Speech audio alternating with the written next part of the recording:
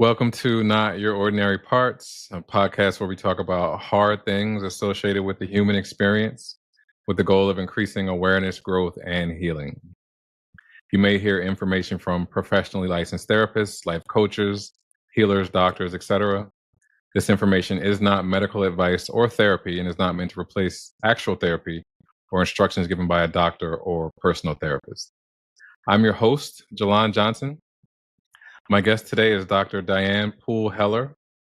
Dr. Heller is a world-renowned expert in attachment theory, trauma healing, and relational transformation. Over the past 4 decades, she has been at the forefront of understanding how early attachment experiences shape the way we love, connect, and navigate relationships, and more importantly, how we can heal and rewire these patterns at any stage of life. As an internationally recognized speaker, author, and clinical trainer, Dr. Heller has worked with thousands of therapists and millions of individuals to bridge the gap between trauma, attachment, and the path to secure, fulfilling relationships. She is the creator of Dynamic Attachment Repatterning Experience, an innovative therapeutic model that has transformed the way we approach healing from insecure attachment. Her book, The Power of Attachment, delves into the unseen forces that drive our relationships, revealing why we connect the way we do, why love sometimes feels so out of reach, and most importantly, how we can move toward lasting emotional security. Through her work, Dr. Heller has helped people untangle the unconscious patterns that keep them stuck in cycles of fear, avoidance, and self-protection, empowering them to move toward deeper intimacy, trust, and connection. She has spent decades proving that attachment wounds don't have to define us and that healing is always within reach. Whether through her books, her clinical work, or her teachings, Dr. Heller is giving people the tools to break free from the past and rebuild relationships that feel safe, secure, and fulfilling. So, Dr. Heller, welcome to the show, and thank you so much for being my guest. Oh, it's a privilege to be here. Thank you, Jalon. I'm really glad we're together doing this today. Thank you. And also, I gave a bit of an introduction, but so that the audience can get to know you a little bit better, would you mind giving us a little bit of background about yourself and how you got to who and where you are today, please? Well, I started out as a child in Pennsylvania, where you are, which is kind of cool. And,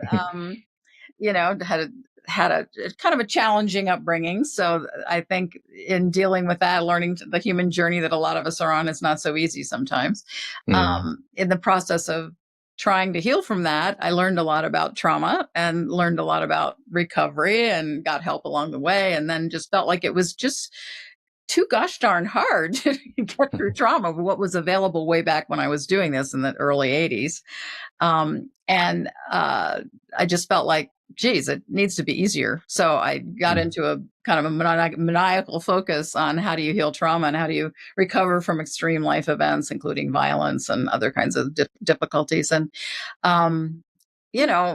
kind of got on a mission, I guess, to help people recover. And Peter Levine was one of my mentors. He created somatic experiencing. So I got to get treatment from him a lot because we live in the same state at the time. And I also, studied with him and taught with him. I'm still teaching with him. We still teach together, but I was assisting him and teaching a lot with him, helping him a lot with what he was doing, creating his training program, that sort of thing, for about 25 years. And now we were on our own, going on 40 years of, we started teaching together a lot online. So we do that once or twice a year now, because I'm really trying to create a really great legacy for him and also just get that work out. And then also my attachment work is my own sort of thing, in terms of taking a deep dive in that, because, somatic experiencing is great. I think they're a marriage made in heaven, but but it's a lot about, regulating the nervous system and very physiological. And it covers a lot of things.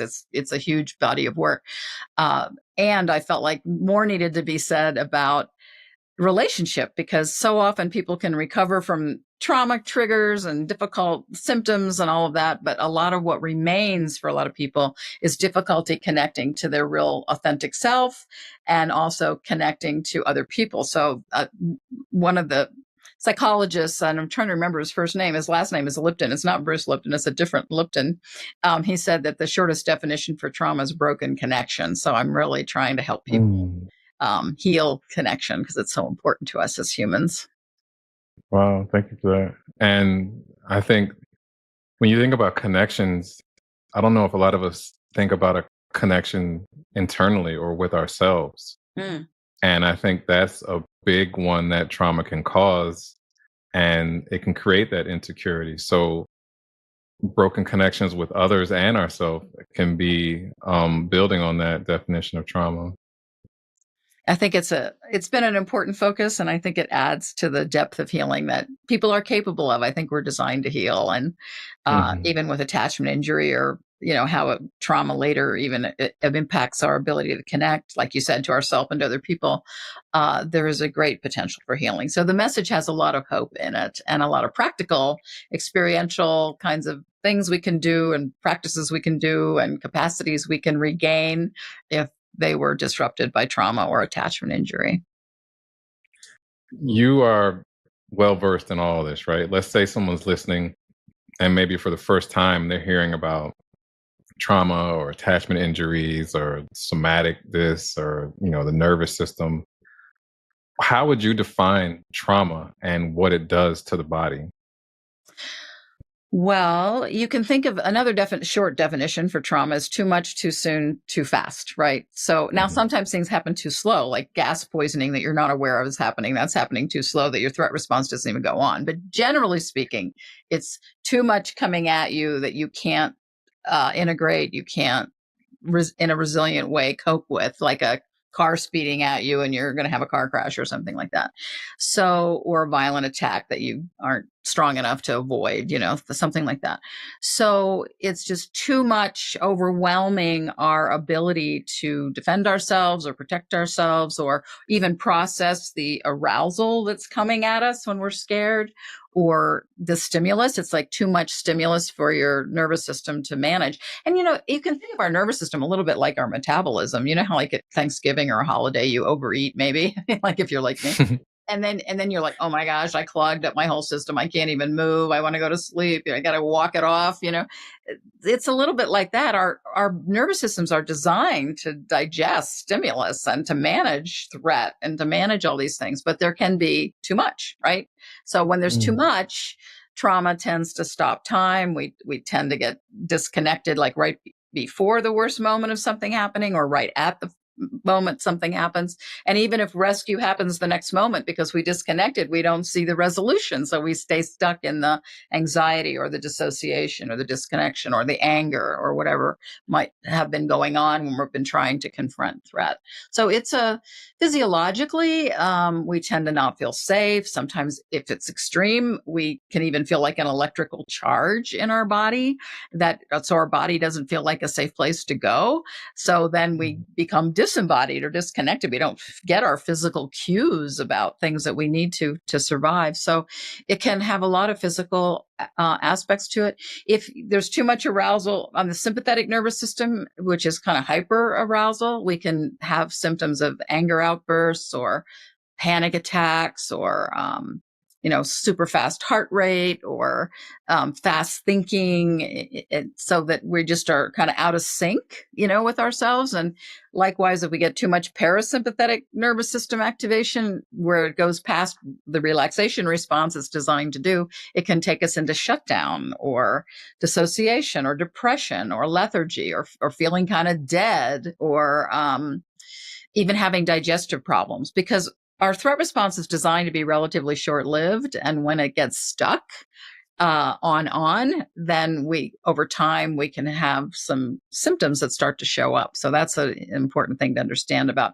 our body's trying to tell us something, and our body has a Mm. capacity to heal if we can reduce the arousal and work with it bit by bit and pace it and dose it in a way that we can integrate it and alternate between something that's scary or giving us a lot of anger or fear or whatever, and then alternate that with a resource that helps us, neutralize it a little bit, or have a contradictory experience to what was scary, like actually have a need met that wasn't met in the original scenario, or maybe we were alone, but this time we with a therapist or with a friend, or we have somebody with us, so we're not dealing with it alone. A lot of different things can help us mitigate the excess of scariness that happened to us, and we can actually digest it like, eating your normal 3 meals a day instead of eating all your 3 meals a day at once. Your nervous system can manage it if it's presented in a reasonable amount. And that's a big thing of what we're doing, when we're, working with someone in a session or working with a friend, is try to help reduce it into baby steps or small chunks so we can actually integrate the experience instead of fragment or disconnect or get emotionally volatile or upset or have, difficult symptoms. Thank you so much for that. I want to circle back to something you said and I always try to think about the person who's hearing this for the first time, who has no idea that they've even experienced trauma because it's just their normal, right? And they may hear something and go, well, wait, that sounds like something that I feel or something that I experienced, but I wasn't in a plane crash or a bad car accident or something like that. So how is that affecting me? You said we may feel like our body is not a safe place to go. Mm-hmm.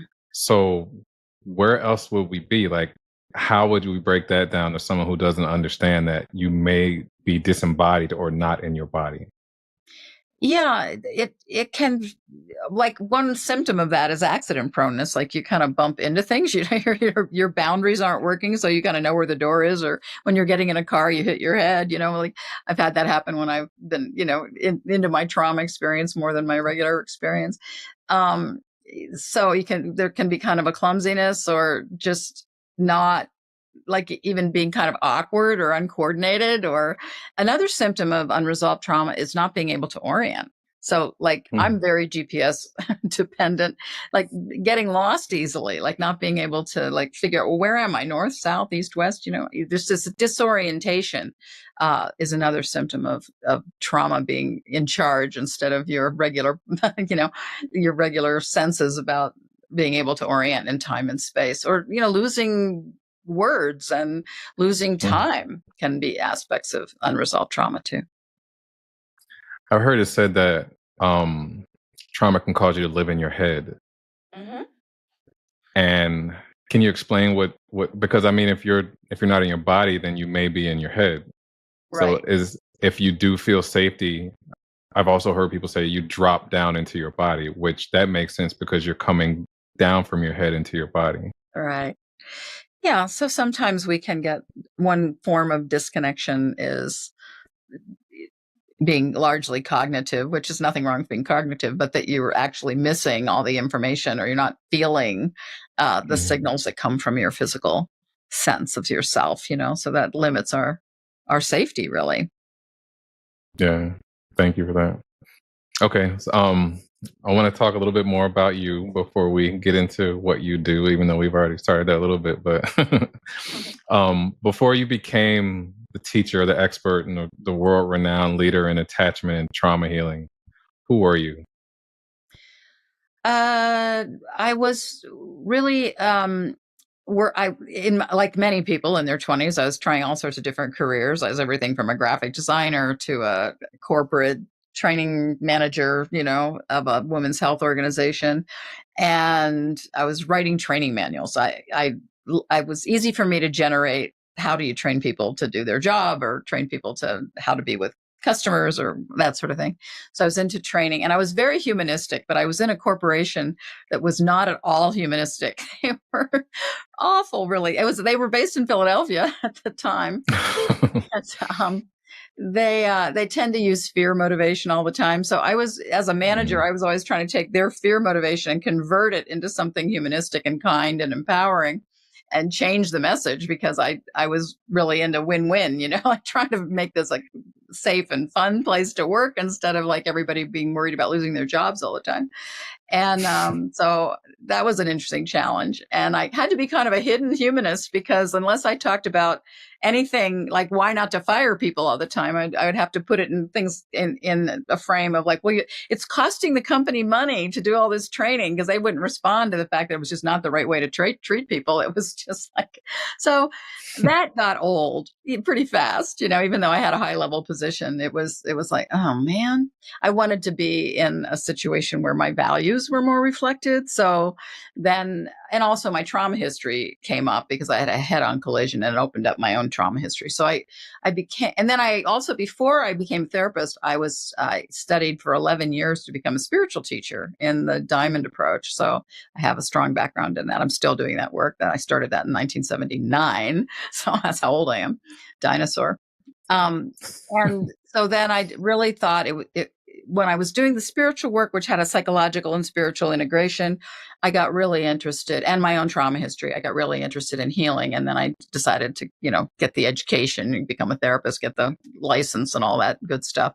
I have a master's, PhD, all that sort of thing. And then I got really interested in how to work with trauma. So, and then after that, I got really interested in how to work with attachment. So there's all of that background of my explorations prior to being a therapist. Yeah. What was early life like for you? Like, what was your family system like? What was it like growing up? What was school like? Oh gosh. Well, I really liked school.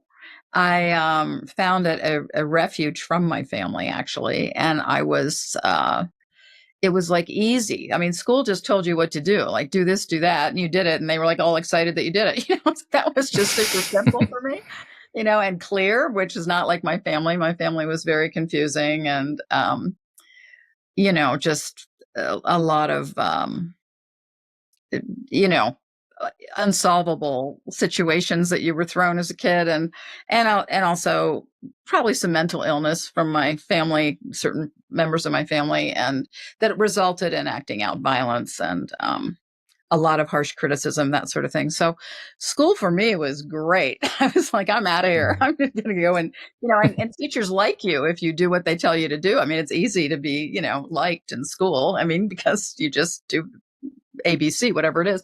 So I was happy in school, and I also retreated into books a lot. I probably read a book a day. I was crazy. I read almost every book in the junior library in our town because I retreated through books too. I found Mm. another life in all these books, and I always hated it when they ended. So I kind of lived through the books, and there were good aspects to my family too. One of the things I'm grateful to my family for is they had really solid values. I mean, just basic good. People don't talk about that anymore, but I'm so grateful that I grew up with just a really good sense of how to be a contributing, reasonably good human being, and what that was about through my church and through my community, and my parents were really good about that. That was something I've always been grateful to them for.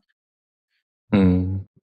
Were there ever any points where maybe you felt unseen and had to like feel like you had to work for love or to be seen? Oh, I would say every day. That was it Oh. wasn't the most loving, contactful environment for me. So I was pretty much, my sister had a nickname for me called the zombie kid. So that gives you a sense of how much disconnected I was as a kid when I was home, because it wasn't a safe, sometimes it was safe, but largely it wasn't safe. So I was just trying not to be a target. So I was like, just got really good at hiding and really good at not saying anything, and, not being seen. Not being seen was safer for me. So being seen, I Mm. think, happened more at school, which I think is why I excelled at school, because, I flourished there, but I never talked about it at home. My mom would go to PTA meetings and find out all this stuff about me. Just, why didn't you tell me this? And I'm like, yeah, well, whatever, So I had a double life in a way when I think about it now when you ask that question. But I managed. I mean, I was really lucky that I had really, for the most part, not every teacher, but a lot of really good teachers. And I got a lot of kudos for reading so much. My vocabulary was like crazy advanced for a little kid because I was reading constantly. And they didn't believe I could read so much. So they'd make me do a book report every day at lunch. But of course I could do it because I read the book. I mean, it wasn't a big deal, you know? So reading and my dog and my best friend were really, really great resources for me. And the fact that we lived in the mountains, I could get out in nature a lot, and I was so nature really helped too. So and there were certain things my family did. We lived along a river. We used to do water skiing and lots of picnics and things like that. Being outdoors was really a big resource for me. Hmm. Hmm. Um, how do you think your early life affected your love life once you started dating? Well, I have a pretty severe trauma history that was even outside my family about being violently attacked as a kid. And so I actually had a pretty healthy fear of men. So I Mm, was not comfortable dating in high school. And I didn't know why I was so scared because I had dissociated from it. So later on, when I had a head on collision, it opened up that trauma history and I understood what my symptoms were about. But, so I was always kind of skittish. And mhm, so I guess I would say I'd have disorganized attachment. It didn't come from it came from this other situation. But I think that definitely had a big impact on my ability to date or feel comfortable with, all that. I was friendly and everything, but I was sort of like, I don't know. It seemed dangerous to me because it was dangerous early on. So I think that was a big impact on me till I finally was able to work through it. So. mm. If there was a version of you that you could go back to now before you understood trauma and attachment, who would it be and what would you say to her? You mean a version of myself? Not a not Mhm. okay. A younger version of yourself. I'm not sure I understand the question. I mean, Like she was pretty confused, so I don't know. I think, well, I was very artistic and creative, so I would just say that's good, and you had a lot of really great, intelligent coping strategies, and I'm really glad you eventually got the help you needed to do the healing. hmm, okay, thank you for sharing that. I think it's important that we understand how our early life experience can have an effect on who we become and how we act and what things we do. And I think that that journey shapes us in a way. Um, and I think that probably propelled you into learning about attachment theories. Mhm. For those who don't know the science behind attachment or even what attachments or attachment theories are, can you kind of get into that and break it down?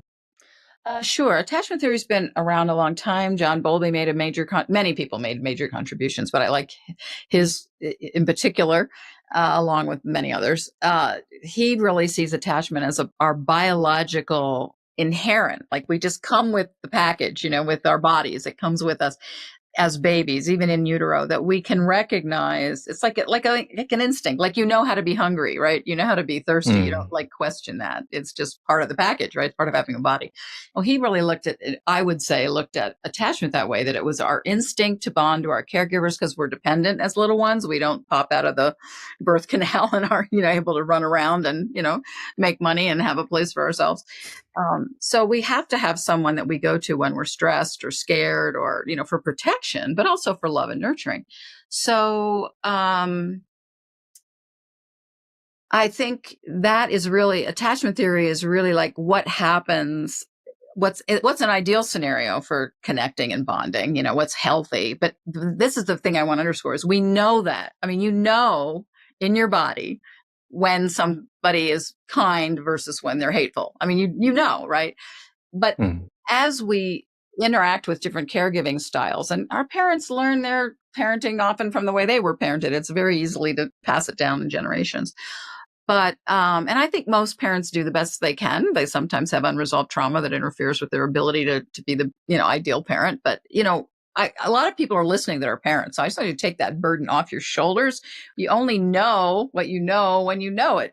So you might be learning exactly. some things today that you didn't know before, and that's fine. But our whole goal is to move our families and ourselves and our relationships forward in a healthy way. So I think attachment theory is really helpful to identify what is healthy and where some adaptations away from this inherent health that we have for secure attachment that happened to us that kind of interfere or dumped on top of it or whatever. But if we peel it off and we heal the disruptions, we come back to our basic nature, which is love.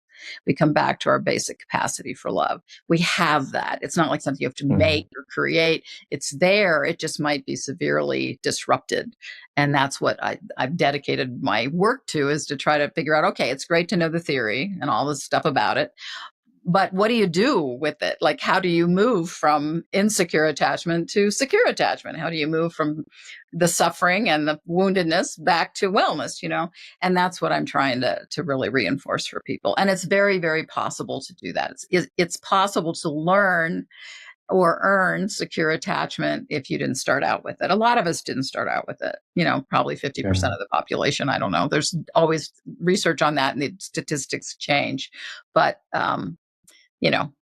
it's not a small thing to heal your attachment history, but it can be done. And we are able to heal. The reason I'm stressing that is there's books written out there that say if you didn't have good support or nurturing in certain developmental stages as a kid, you will never have it. And I disagree with that. So I just want to say, I think there's a lot of the attachment system can be very forgiving and can heal quite a bit. Maybe not 100%, but it can do a significant shift back to secure attachment from attachment injury. I'm glad you added that part. So are there different types of attachment styles, and do they show up differently in relationship?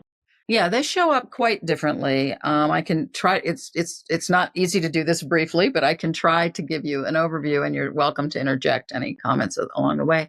Secure attachment is what we're trying to get back to. Some people were born in pro-social families where people were really attuned to you and really reflected your emotions accurately and really helped you feel safe and had time to be playful and were trustworthy and reliable and consistent and all of that good stuff. Affectionate in an appropriate way. Were able to repair when something went off the rails. They could, apologize, or they could, help you find a better way, and good at problem solving, good at all this yummy things. That's very, very helpful to start out with that. And in fact, if you have started with secure attachment or you've learned it later, it mitigates you. It gives you kind of a shield from getting post-traumatic stress disorder. There's research that shows that it really mitigates any post-traumatic stress related to whatever happens to you later in life. So it's important to get back there, whether you do it later or you had it in the beginning. It makes a really big difference. Like, they have research that soldiers coming back from war, and they've all been exposed to the same horrific circumstances sometimes, that those that have secure backgrounds don't get nearly as symptomatic, or they recover very quickly, in contrast to people that had attachment injury. They might go into post-traumatic stress disorder, which is really not a disorder. It's a normal response to overwhelm. Incredible. So that's secure. And then avoidant attachment. These are not sequential. I have to give them to you in a certain order, but they all happen at the same time in utero and right after birth. Like, an infant is absorbing like a sponge the relationships between themselves and caregivers, and also the relations even between the caregivers, moms and dads, or moms and moms, or dads and dads, or grandma and mom, or whoever is in that primary attachment role.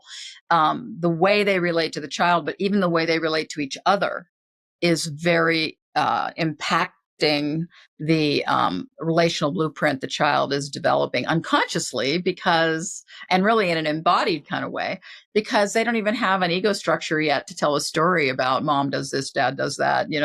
That's not happening yet. So it's even pre-verbal. A lot of what's happening is pre-verbal. So it's often not conscious yet, which is why when we understand it better, more compassionately and with curiosity instead of judgment, we don't take things so personally, or we see our partner later on as an adult, like, oh, okay, we might even be able to identify their attachment style, but we don't use that as a label, like, oh, you're just being so avoidant. You understand the wound behind it, and that it's not about you, even though you're at the brunt of it because you're in the relationship with that person. It's most likely coming from their attachment history, and it takes a lot of that, taking it personally, out of the reactivity of adult relationship, which is huge. That's a really big shift, So I love the fact that it opens the door for compassion and healing, and also lessens the tendency to judge or be critical or see people harshly because we don't understand what probably happened to them that put them in a certain attachment focus or adaptation. So with the avoidance style, Usually, now things can happen beyond parenting. Like you can have, like, maybe a baby's born and there's a difficult birth and the mother has to be in the hospital and the baby has to be separated from the mom for medical reasons, or vice versa. The baby is premature and has to be separated. There's all sorts of different things that can happen medically. You can be born in a war zone. You can be born during a famine. You can be born, in a marginalized community where there's all sorts of microaggressions that are happening. So there's more to it than just moms and dads and dads and dads and moms, or however that configuration is. But for the time we have, I'm going to focus mostly on caregiving, because a child has to adapt to the capacities, but also the deficiencies of their caregiver to survive. They have to match it. And that's why they will adapt away from secure attachment if the parent is not presencing secure attachment. So the way that happens for the avoidant is the parent is usually, like, babies are very active. They're trying to engage with you. They're looking cute. They're looking at you. They're grabbing your hair. They're gurgling or cooing or whatever they're doing, or maybe crying, but they're trying to connect. They're not, like they used to say, blank slates. That is not at all what's going on. Children are blank slates. So if you're reaching out for connection, which you need to survive, it's not just a luxury item, and your parent is like, nobody's home, nobody's present, nobody's there, that's terrifying to an infant, because they need you, then they need you to respond, So a parent might be dealing with unresolved trauma and they're dissociated. They can't maybe even help that, but it's going to be a problem for the kid. So the kid will start to feel like they have to do it all themselves, which of course as an infant you can't do, but they'll feel like, connecting is not working. I'm just going to shut down my attachment system because this isn't happening. It's not nourishing. Or the parent can be actively rejecting. So there can be severe neglect or reject. Neglect or reject is kind of what happens for avoidant. And it could be that the parent is angry a lot, or just looks at the kid with hatred, or they, have a lot of contempt when they're changing the diapers, because I don't know, it smells bad, whatever. But it's too often, and it actually becomes a pattern. If it happens once or twice, not a big deal. But if it happens repetitively, that's a problem. The third way avoidant adaptation will set up is if a parent actually shows up, but they only teaching the child tasks and left brain activities, like how to read, how to write, how to ride a bike, how to talk different languages. I mean, whatever that is, but they're not emotionally engaged. They're not right brain to right brain. They're just left brain to left brain. So the result of that is that kids that grow up with avoidant, the superpower they usually have is they're incredibly productive. They don't get sidetracked by other people's emotions or other people's needs. They're pretty self-sufficient. They get the job done. The culture loves that. So, but we want it, from my perspective, we want them to have that productivity. Yay, great. But also be able to have the capacity for intimate relationships and to be nourished emotionally and, be able to show up connected to themselves and connected to others. So we're just trying to repair that part, because very often when there's been a parents that have, been disconnected emotionally, or, really don't honor the child's needs. The child grows up not feeling their needs, not identifying their needs, or just disowning most of their emotions, just kind of shoving that aside. And they literally put the brakes on their natural inherent instinct to bond. And they tend to knee-jerk isolate and do things alone, and have a better relationship with their computer or their iPhone than they do with a person, or the better relationships with animals instead of people. So, and that may not mean that they might still have friends and stuff, but it's hard for them to hit a certain level of intimacy. Intimacy can feel really challenging because of the original imprint didn't bode well for that to feel safe. So a lot of times if an avoidant gets really close and they have a wonderful evening, you have a wonderful evening with them, probably the next thing that's going to happen is ghosting, because they'll like, oh, that was great. And now like, oh my God, that happened, so they kind of disappear. But if you understand that, you understand your partner has that issue, you can say, oh my gosh, I really enjoyed tonight. I know we both had this really incredible intimacy. I really loved it. And I know you might need to take some space now. And it's okay. I'm still here. Instead of taking it personally, like, this person's rejecting me. How could we have this closeness? And now I can't even get them to answer a text. You need to understand the dynamic. Just say, that might have been a lot. That might have felt like overload. And Sheldon on Big Bang Theory, I don't know if anybody watches that show. It's an old show. He kind of is like that, they have like this, I think they have intimacy with each other. They've been dating 5 years only on their birthdays or something. I mean, so it's kind of a little bit of it in that territory, although that's like, comic, sitcom, but he's probably a good somewhat of a representative of that dynamic. Yeah. So that's what I would say about avoid. And I'll give you a chance to say something before I go on to the two other attachment styles. I was just thinking that has got to be difficult, even if you understand, okay, I just had an amazing evening with my partner, if you're dating or what have you, and then they disappear. Like, it's got to be difficult not to take that personally or to feel like I did something wrong or this person doesn't like me or that they really have a good time, especially if you come from a secure attachment, which understanding an insecure attachment or an avoidant attachment has got to be like, 2 plus 2 equals 94 or something. Yeah. Well, another part of that, because it does affect us in our adult relationships a lot, avoidance, because they go so deep into self and they don't really connect to others so much. So they're very because when they try to connect to other, we've got to look at this compassionately. The parent was either rejecting in a really horrible way, or they were neglecting them in a really horrible way. They just weren't present. So they have that history. They don't think of relationships as particularly nourishing. Now, you can have a little bit of this, or you can have a lot of this, right? You can have a range. And most of us have a mix of attachment styles anyway. But if your partner tends to do a lot of deep dive into themselves, like scuba diving into aloneness, right? If you scuba dive, if you come up too fast, you get the bends, right? So if you understand your partner, if they're avoidant, they really need time to shift from aloneness to connection. And ambivalent, I'm going to talk about next, is really big into connection, but they get really concerned about aloneness. So that's the opposite dynamic.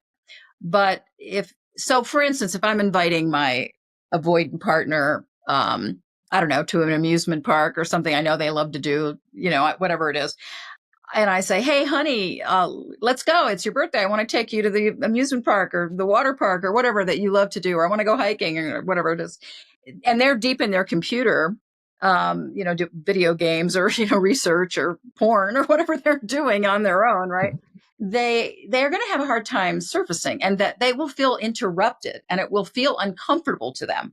So they might give you, here you are inviting them out for their birthday. They might give you a very abrupt, brusque response. Hey, I'm in the middle of something, instead of saying, oh, thanks, honey. I'm in the middle of something. And that's going to hurt. That's going to be like, well, shoot, I was just trying to, give you a gift.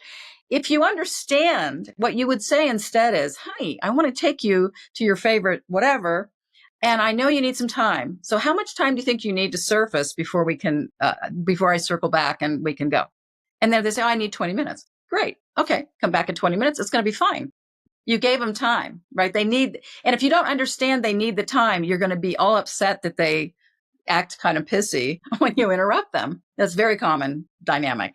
Now, here's the thing. If you're walking out the door with that person and the phone rings and you take the call, you're disrupting the connection, and they will probably revert to aloneness. So then you're going to have to do it all over again.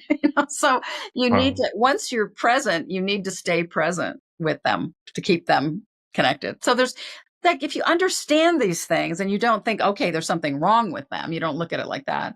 You go, okay, there's certain things I can do that makes this easier for both of us. And then if they're willing to learn what your things are, like you need reassurance, you need them to text you when they're on a business trip and you know they got there safely, and you need certain things, and you're willing to accommodate each other related to your attachment wounds, that's helpful. And you don't have to accommodate forever. I mean, we do have to stay tethered and nourish each other, but as you accommodate these wounds, they will start to heal, and people will start to move the meter towards secure attachment. And then there's more confidence, there's more relaxation, there's more comfort with being together and comfort with being alone. All of that starts to sort itself out.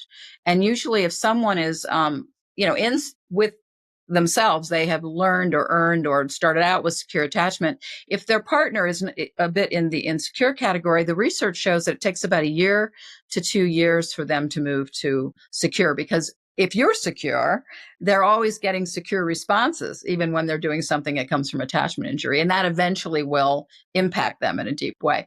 It's not your responsibility, though, to be somebody's therapist or to try to heal their wounds. They have to buy in. They have to like do some of their own work. You can't do somebody else's homework.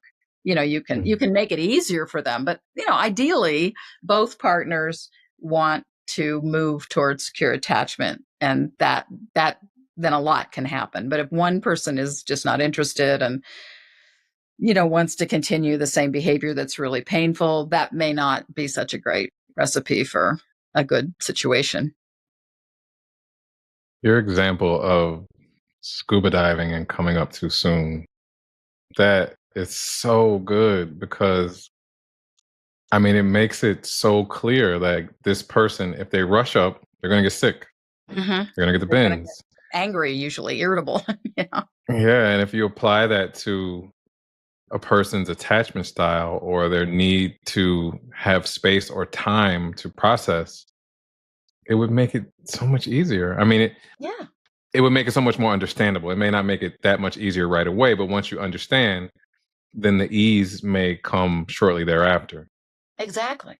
Another example of that is avoidants tend to not be so comfortable with emotions because their parents didn't reflect emotion accurately. Like you have a parent that smiles over anger, so it's confusing to the kid because the parent's smiling, but you've had people in your life like this, right? They have these very calm voices like this, but you can just feel the rage underneath, and you're like, oh boy, this person's like a volcano waiting to erupt. And even though they're sounding really okay, sounding almost hypnotically calm, not a good thing, right? And when kids are exposed to that, which of course sometimes they are, that's really confusing emotionally when they're trying to understand emotion. But like if a parent reflects emotion accurately, oh, honey, I just heard that your schoolmate call you a terrible name, or I just saw that kid push you over on the playground. I'm so sorry. I can see you're really hurt and you're really sad, and you don't know. We have to figure out what's going on there and work with it or something. You're empathetic and you're reflecting an accurate emotional response back to the child. Then they feel like, oh, okay, I can feel this and I'm seen and people get it and I'm understood and I feel an attunement, right? Very different than, oh, it's no big deal, just toughen up and hit the kid harder than they hit you, or something harsh. That's not going to develop a healthy range of emotional expression, right? So sometimes what will show up in an adult relationship, because avoidance then sometimes just disconnect emotionally. They just don't do it. They're not making a decision not to feel. They just have learned to shut it down so they don't have access to their emotional range. So we're trying to bring that back on board. But what it might look like in a relationship is like, let's say I don't know, your dog just passed away. I hate to say that, but something hard happened, and you're crying, and your avoidant partner's just kind of looking at you, and they're like, well, I don't know why you're so emotional. We can get another dog, something like that. It's not going to feel good, right? Or you No. see that your emotion, you're having your normal emotional response to that is overwhelming your partner because they don't know what to do with it. You can, if you have the presence of mind to say, you can say, honey, I really need your support here. I need you to hold me. I need you to console me, but I can see you're overloaded. Why don't you take a break, walk, just go outside and be in nature for 15, whatever time you need, and then come back. And then I really need you to show up for me emotionally. If you honor the fact that they might need a break because emotion's really hard for them, they will probably come back and be able to be a lot more supportive because they feel understood and attuned to, right?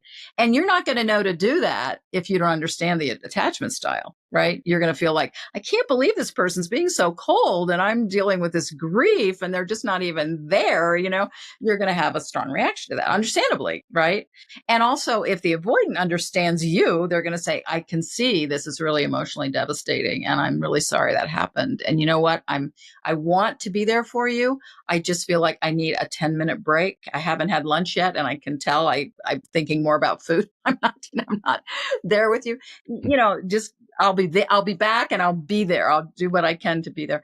There's ways you can talk to each other that understand your different situations compassionately and kindly, that really make a relationship much safer for both people.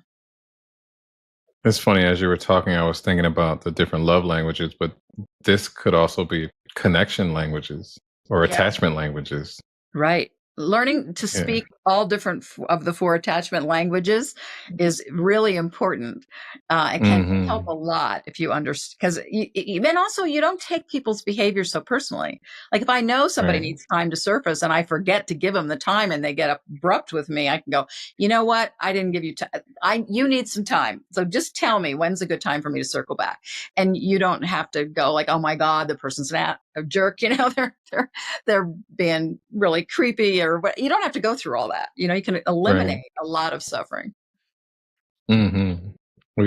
We can co-author a book, The Attachment Languages. Yeah, yeah. No, I teach a whole class on that. I've got a lot of material on that actually. A good book to It would be a good book to have more explicit. That's true.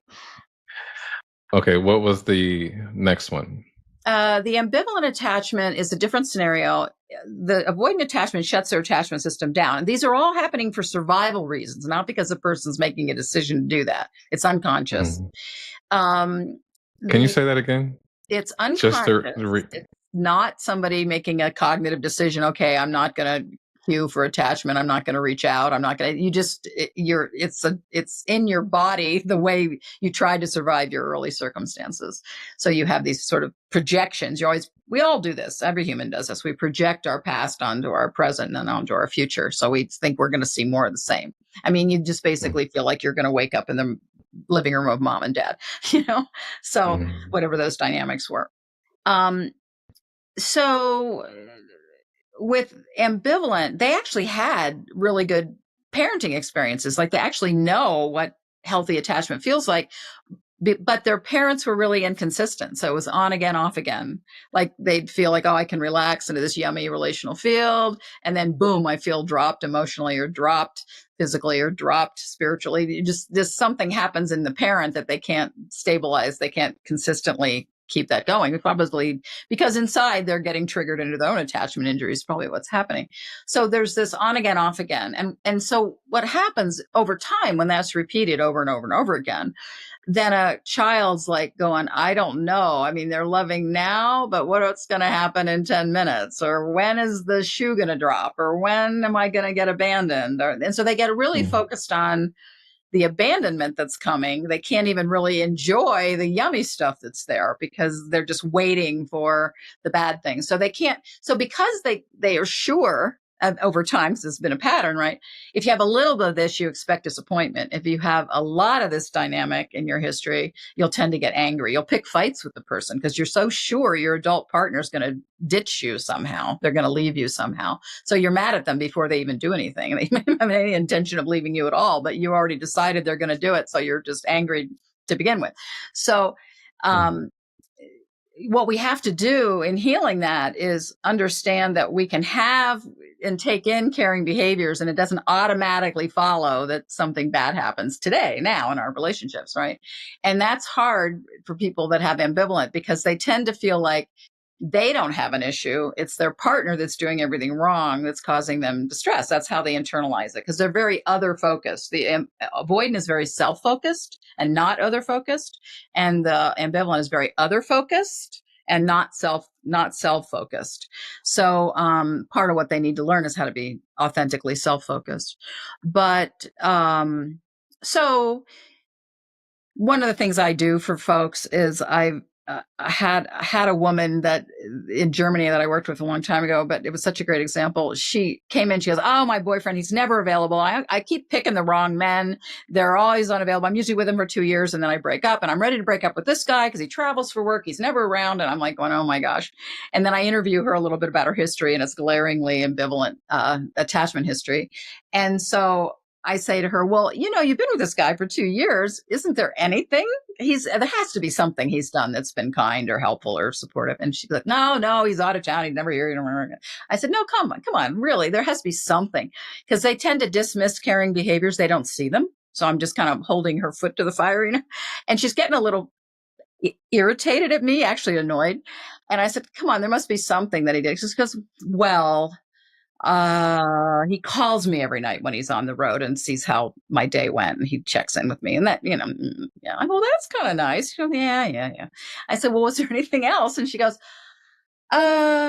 well, he travels a lot. So when he is in town, he usually takes me away for a really cool weekend for 3 or 4 days to someplace special because he's gone so much. And I'm like, well, that's kind of nice. And she goes, yeah, she's kind of surprising herself because she hasn't given any thought to this. She's dismissed it all.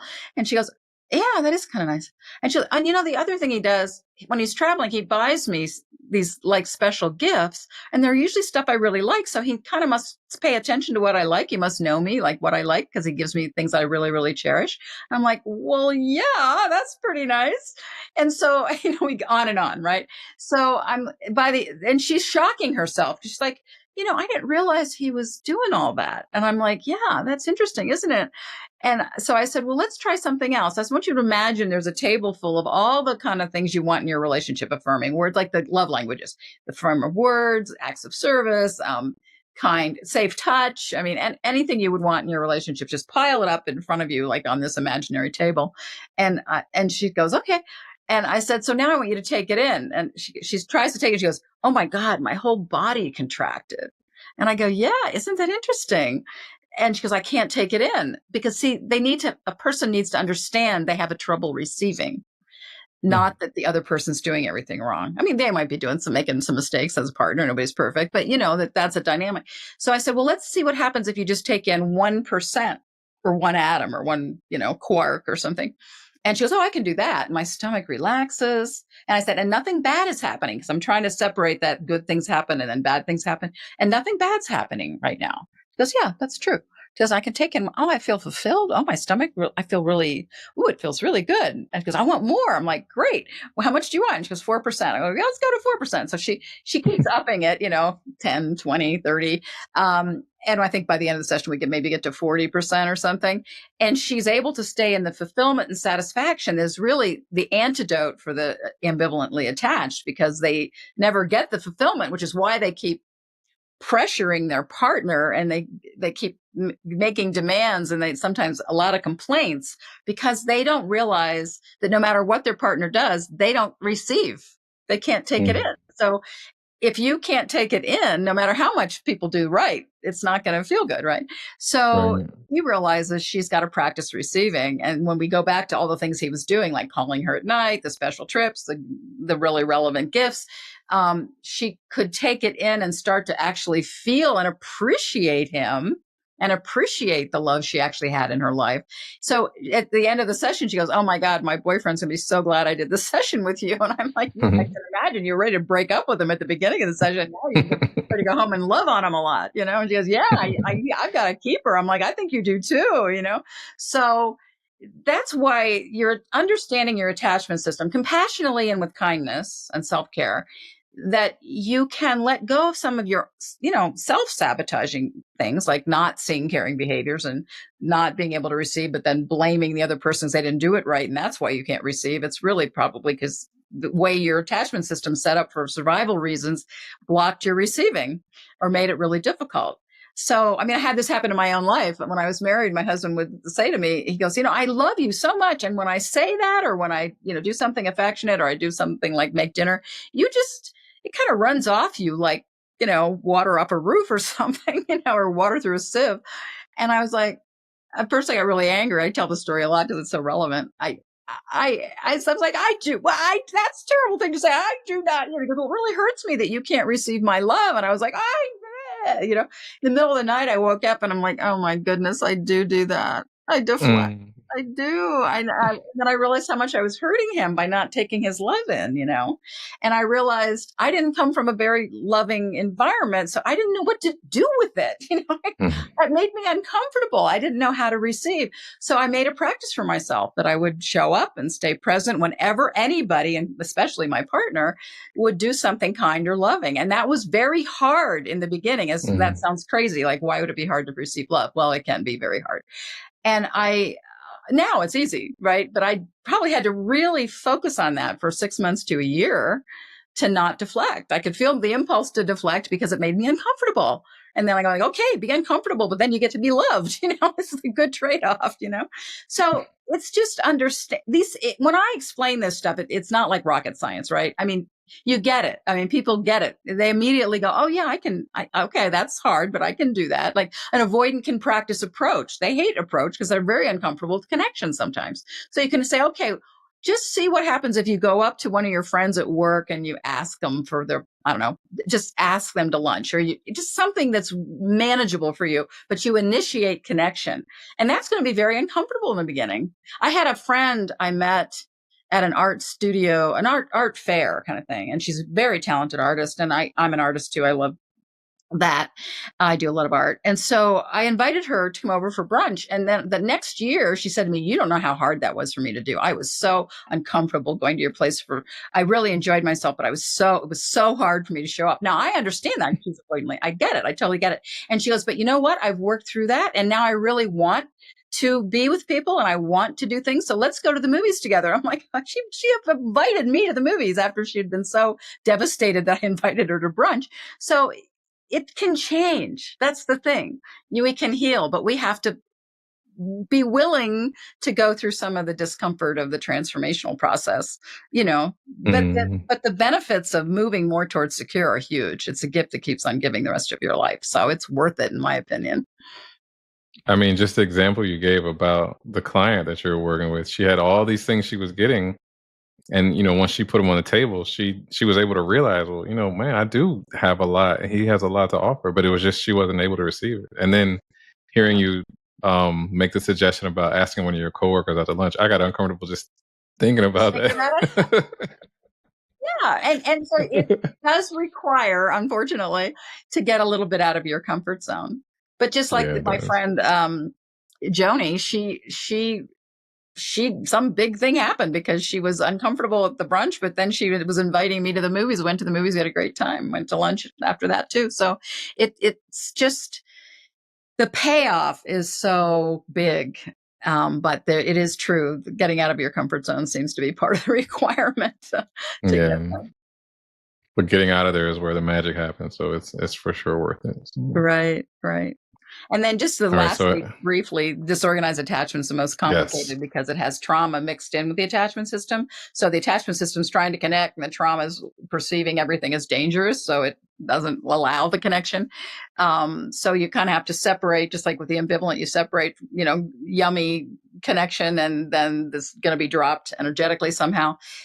In disorganized attachment, there was so much fear or chaos or growing up with addiction or a lot of anger or a lot of violence or whatever, or abuse in the worst case scenarios, that you hit a certain level of intimacy and all the red flags go up, like danger, danger, danger, Will Robertson, it's like, don't go, even though you cognitively know your partner's a safe person, everything in you is telling you that the relationship is dangerous, and that's confusing to the partner and confusing to you. And if you understand that you have some unresolved trauma, to untangle from the attachment system, to work with the trauma separately and then give the attachment system a safe place to land. There's all sorts of interventions we do for that.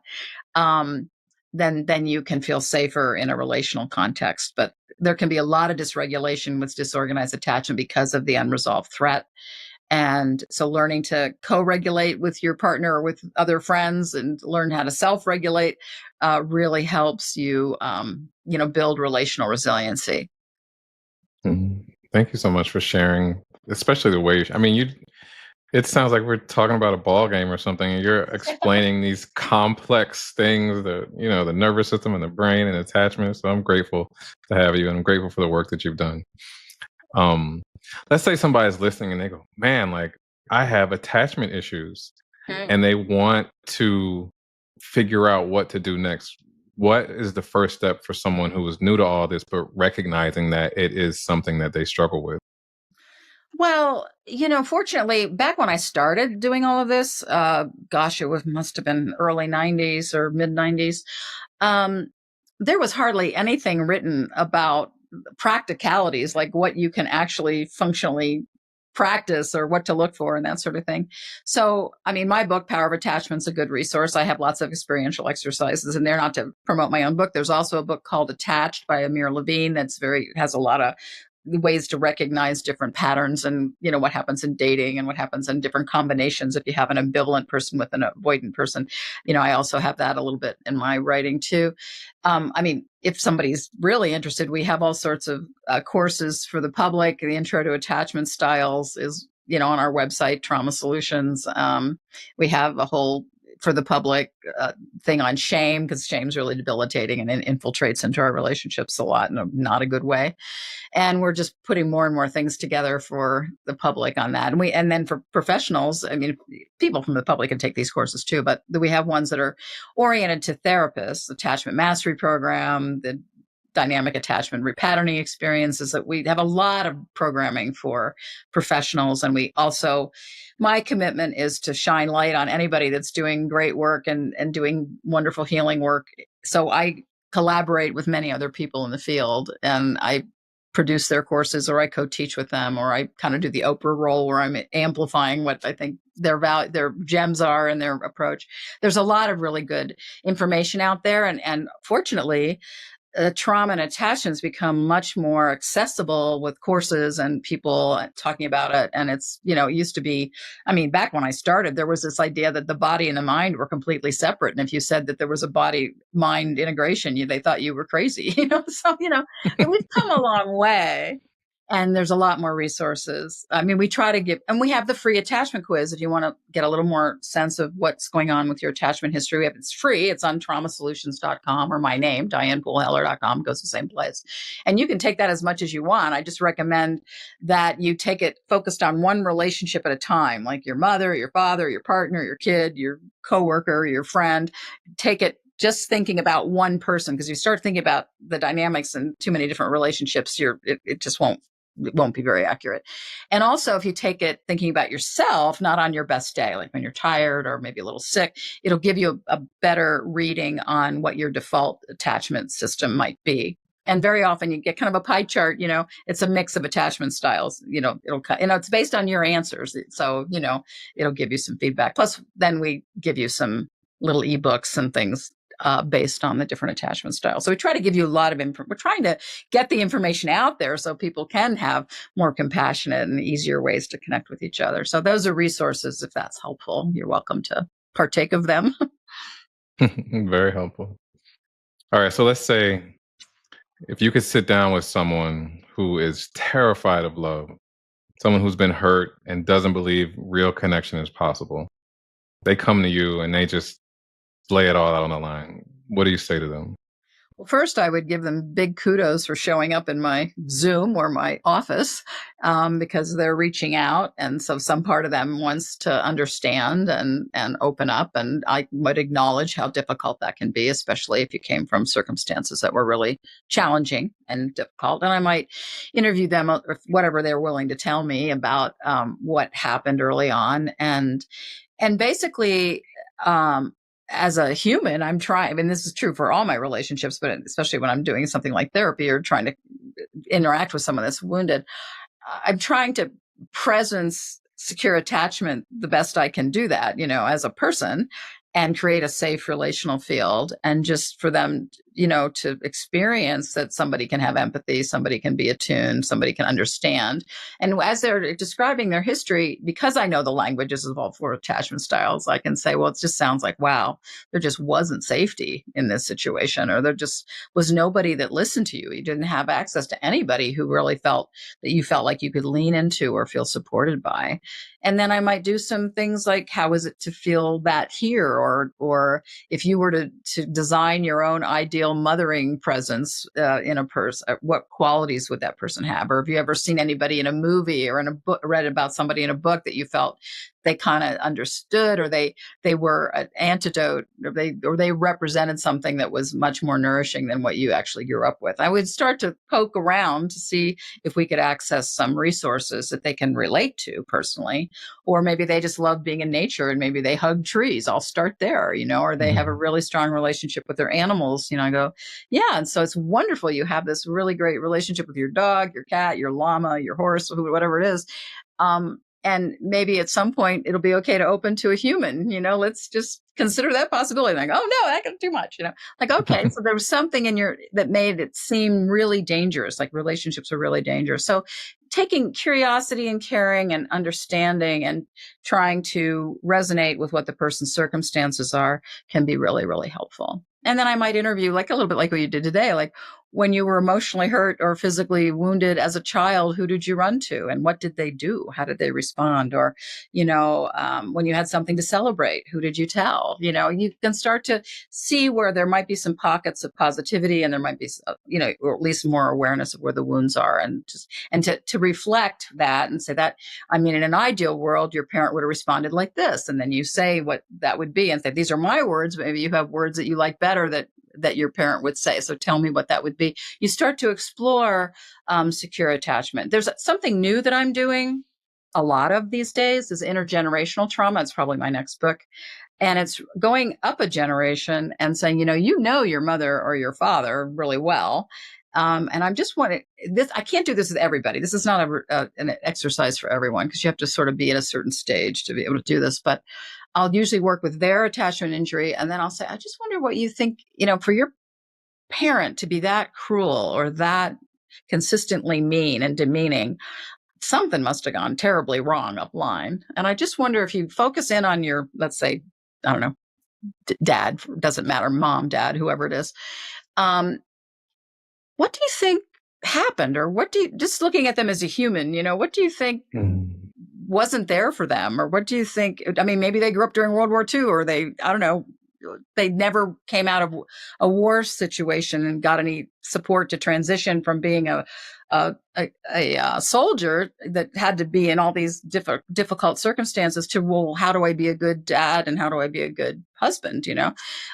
So I look for where that disruption is, and then if they can identify it for the parent, then I do a whole working on, well, let's see what your parent needed and let's see what happens in you as you experience possibly your parent having their needs met. And that's surprisingly productive in mitigating some of the wounding that came down from a parent, because that people make a really big shift in a relatively short period of time. So that's another whole topic, but it's another way to help healing happen even generationally. Yeah, because you would immediately allow for grace for your parent, and I think that separates who they are from what they did. Exactly.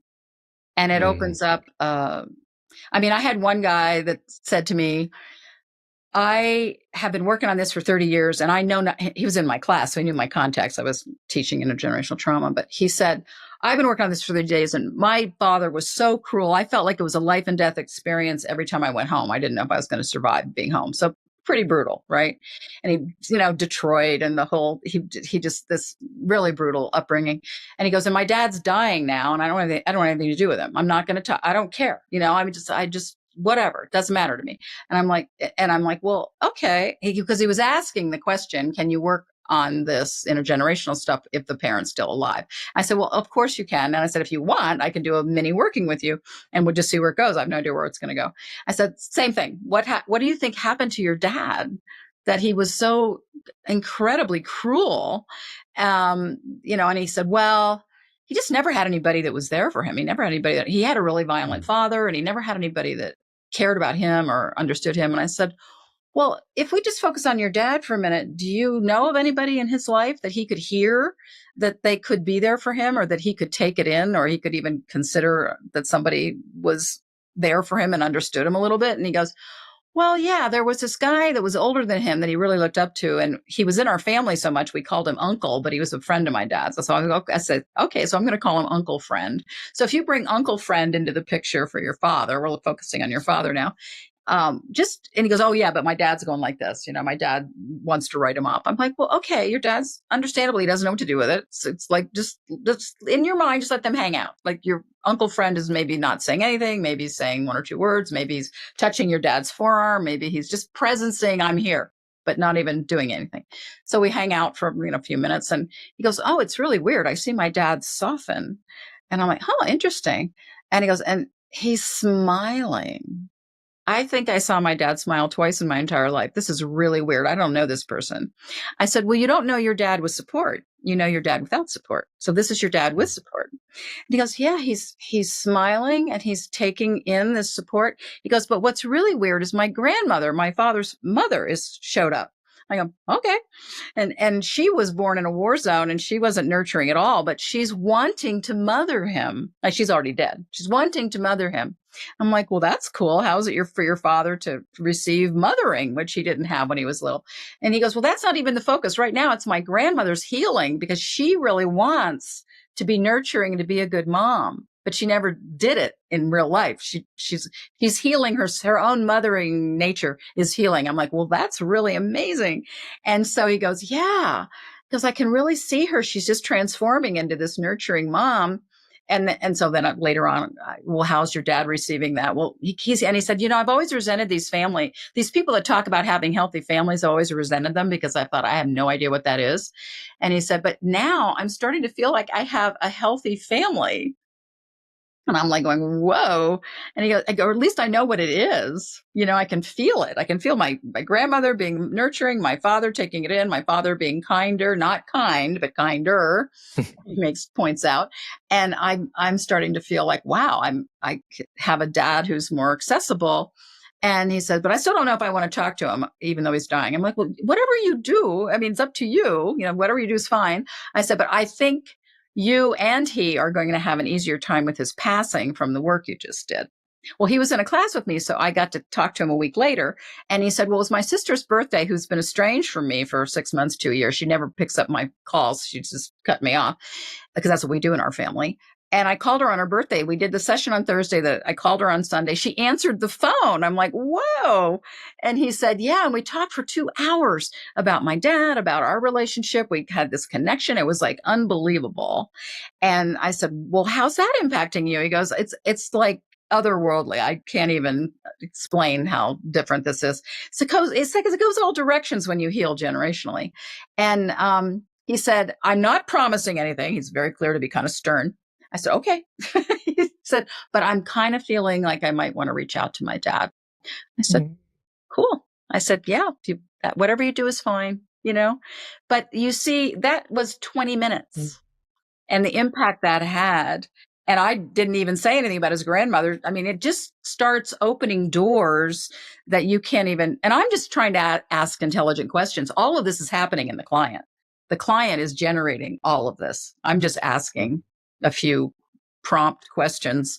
I'm not directing anything. I'm not suggesting anything. I'm not saying this is good, this is bad. I'm just being there and inviting some curiosity to their dynamics. And I've countless examples of how people move sometimes from hate to love or sexual abuse to love in a relatively short period of time. So I'm excited about this way of working also. This is kind of off what we were talking about, but it's something that I've been doing lately that's new. The You last should be excited. I mean, that is huge. 20 minutes and all of that happened. And you see that over and over and To over? be fair, he was in a class with me, so he knew what I was talking about. You know, so I didn't have to go into all the explaining.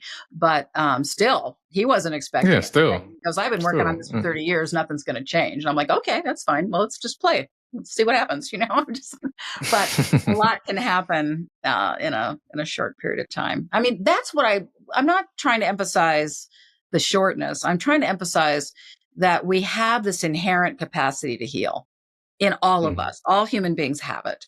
And if we're willing to be a little vulnerable and maybe a little uncomfortable but a little bit curious and allow some of that healing to come through, very powerful things can happen. We don't have to stay in suffering. You know, I mean, suffering is a natural part of the human journey, but we can reduce unnecessary suffering by repeating patterns or just continuing to be at the effect of our histories in a major way. And, you know, with the right support, I think we really do need good, you know, in my world, it would be attachment and trauma informed support can be really, really powerful. But we can do this with our friends. I mean, you know, we can do it as a human being in the world. You know, we can present secure attachment even when people are behaving poorly. That's one of my personal challenges is that I believe in reconciliation so much as even when people are kind of hateful towards me, I don't go there. I mean, I go, okay, let's see what if maybe time has to pass, but I will try to move. I mean, I don't always do it perfectly. I mean, I screw up all the time too, but I will try to look for opportunities. I mean, I did that with my mother. That's one of the greatest accomplishments of my life, because my mother was really, really difficult. And I mean, wow. I mean, we don't need to go into all that. She was also a pretty cool person, but she was really, really difficult. And I felt like we ended in a very loving relationship by the time she passed. And that's like a major life accomplishment for me, that I refused to just become embittered and, all that, which is easy to do when somebody's being that mean. But it's like I'm trying to see how powerful reconciliation is. I just think it's important, and you have to be up for doing it. It's not always the easiest thing to do. Yeah, indeed. Thank you so much for sharing that. Yeah. It's got to be so fulfilling to help people get to security. And I think for 30 plus years that you've been doing it, you've had to have some really, really great moments. Let me ask you this. With all the work that you're doing to help others, what is it that you want people to know most? I want people to know that healing is possible, and that our basic nature is love, and that when we heal a disruption, we come back to this basic nature. Our loving nature is our nature. And a lot of things can interrupt that. A lot of things can wound that. A lot of things can fracture that. We can disconnect from that.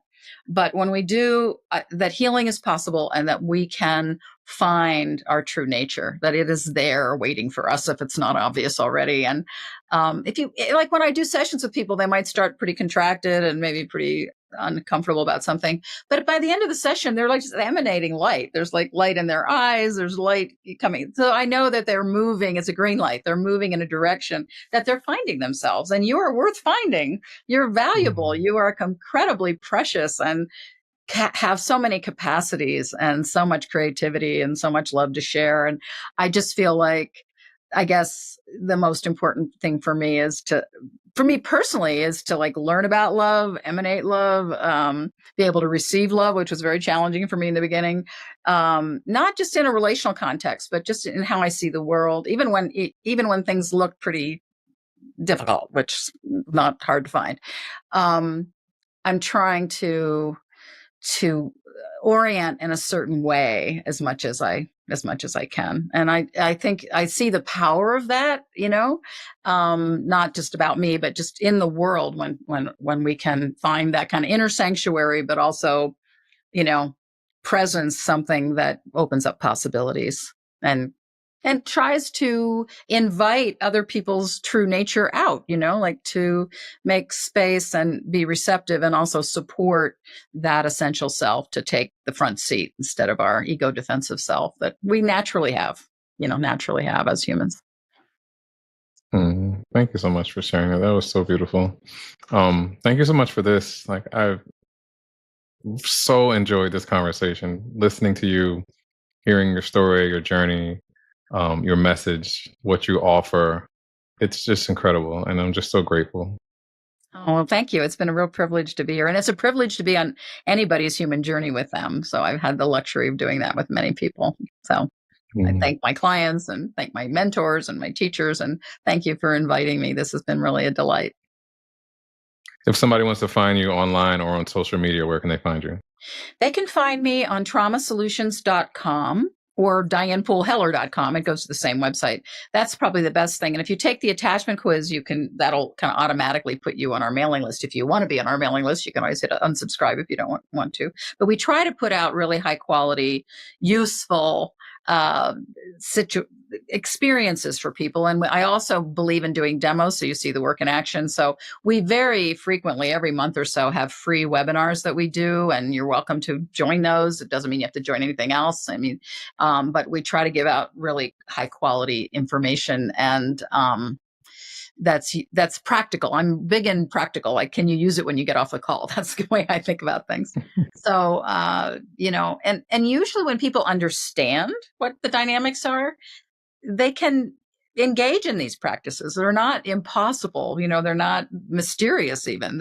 They make a lot of sense, So we have a ton of those practical, experiential attachment healing or trauma resolving kinds of things. So I hope that that's useful for people. So that's the main thing, I think.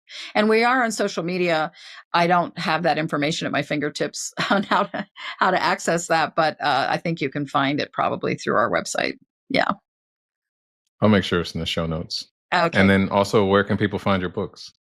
Oh, my book. Let's see. This one, Power of Attachment, is you can find. It's going to look funny. Is on Amazon, or you can order it through Sounds True, who published it. I also have a CD set. The people do CDs anymore, but it's on. I think you can get the electronic version too. It's called Healing Your Attachment Wounds. So it's, if you prefer to listen on an audio versus read, there's that way to do it. A lot of people like that too. And yeah, so you can find them on Amazon or on it Sounds True, who published them. And I also have a book called Crash Course on high impact shock trauma, how to work that. It's called Crash Course, and that was published by North Atlantic Books. But again, I think you can find that on Amazon, because you get everything on Amazon. It's amazing. Everything. Yeah. All right. Well, Dr. Heller, thank you so much for this. Thank you for your time. Thank you for sharing. Thank you for who you are. Thank you for what you do. And thank you for how you do it. Well, thank you back at you. And I'm so glad you're putting all this information out for everyone. It's really beautiful. Thanks for having me.